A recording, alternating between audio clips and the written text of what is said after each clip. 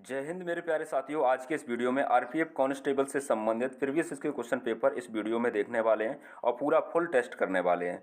तो दोस्तों ये टेस्ट आपको भी करना है। ये आपको बहुत अच्छे से ध्यान से इस टेस्ट में देख लेना है कि किस तरीके से क्वेश्चन इसमें बने थे। तो सबसे पहले सिलेबस की मैं बात कर लेता हूँ। जैसे आपको मालूम है तो थोड़ा सा टाइम देखना, आपकी रिवीजन हो जाएगी, और जिसको नहीं मालूम है तो उसके लिए बहुत ही इंपॉर्टेंट है।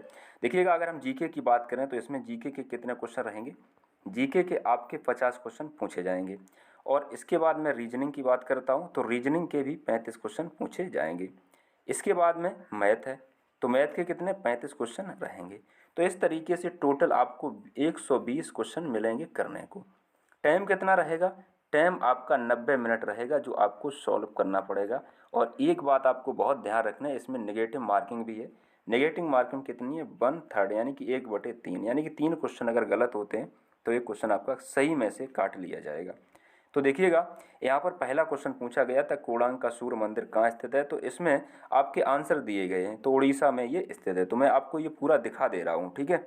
आप बहुत अच्छे से इसको देख लीजिएगा। यहाँ पर पूछा गया था कि अमृतसर में प्रसिद्ध स्वर्ण मंदिर किस सिख गुरु द्वारा पूर्ण किया गया था। तो गुरु अर्जुन देव के पूरे द्वारा किया गया था। तो एक क्वेश्चन यहाँ से एटीएम से भी पूछा गया था। कलमकारी चित्रकार का मुख्य केंद्र कहाँ है? तो आंध्र प्रदेश में, ऐसा पूछा गया था। नर्मदा सागर परियोजना कहाँ पे है? ये मध्य प्रदेश में है। सदाबहार शंकु वन यूम। तो इस तरीके से ये भारत का पहला वायसराय कौन था? Lord Canning. तो इस तरीके से इसमें क्वेश्चन पूछे गए थे। ये आपको पूरा करना है, ठीक है। और ये पूरा आपको करना है कि ये कहाँ से मिलेगी पीडीएफ। तो पीडीएफ में अब आपको बताऊंगा, बस थोड़ा सा आप वेट करिएगा कि किस तरीके से। मंगल ग्रह में कितने प्राकृतिक ग्रह हैं? तो 2 यहाँ पर दिए गए हैं। जवाहरलाल नेहरू पोर्ट ट्रस्ट कहाँ स्थित है? मुंबई में स्थित है। तो इस तरीके से ये क्वेश्चन पूछे गए। तो इसमें क्या मैं बताऊँ आपको, आंसर पहले ही दिया गया है, तो इसमें क्यों आपका मैं टाइम बर्बाद करूँ। आपको बस ये देखना ही तो है, तो आप बिल्कुल देख लीजिएगा। मैं अभी आपको मैं दिखा दे रहा हूँ, और पूरा पेपर भी अगर ये चाहिए तो मैं अभी वो भी आपको प्रोवाइड कर दूँगा। देखिएगा, इस तरीके से ये क्वेश्चन पूछे गए थे, ठीक है। यहाँ पर बहुत ही इम्पोर्टेंट क्वेश्चन है। आपको ये सिलेबस से और इस पेपर से क्या है मतलब कि यहाँ से आपको ये पता चल जाएगा कि किस तरीके से क्वेश्चन पूछने का तरीका रहा था, किस तरीके से किस टॉपिक से क्वेश्चन बने थे। तो ये भी आपको जान लेना बहुत ज़रूरी है। देखो, भारत का संविधान कब लागू हुआ? 26 जनवरी 1950 को लागू हुआ। तो इस तरीके से भी यहाँ से क्वेश्चन पूछ लिया गया था। तो बहुत आसान क्वेश्चन पूछे गए थे, बहुत टफ भी क्वेश्चन पूछे गए थे, ठीक है। तैयारी तो करनी ही पड़ेगी, तभी तो आपको मज़ा आएगा।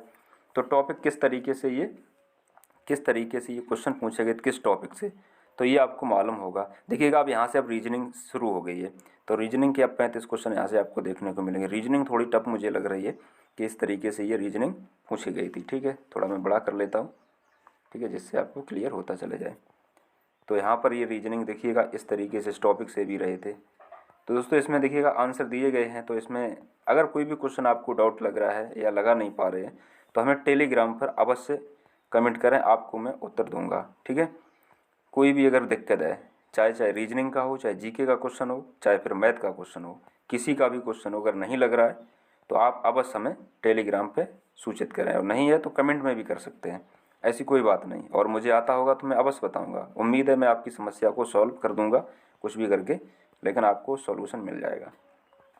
तो इतना बड़ा यहाँ पर थोड़ा देखना पड़ता है, थोड़ा सा समय दीजिएगा। और टेलीग्राम की लिंक क्या है मैं आपको बताऊंगा, डिस्क्रिप्शन में मिल जाएगी, और उसी लिंक को ज्वाइन कर लेना। अब यहाँ पर देखिएगा, ये क्वेश्चन पूछा गया था कि इसका आयत की चौड़ाई 50 सेंटीमीटर है, इसका विकर्ण 130 सेंटीमीटर, इसकी परिधि क्या होगी। देखिएगा, अगर आयत का विकर्ण बराबर फार्मूला नहीं पता है तो आपको ध्यान रखना है लंबाई का वर्ग और प्लस चौड़ाई का वर्ग, ये आयत का विकर्ण होता है। क्लियर दोस्तों।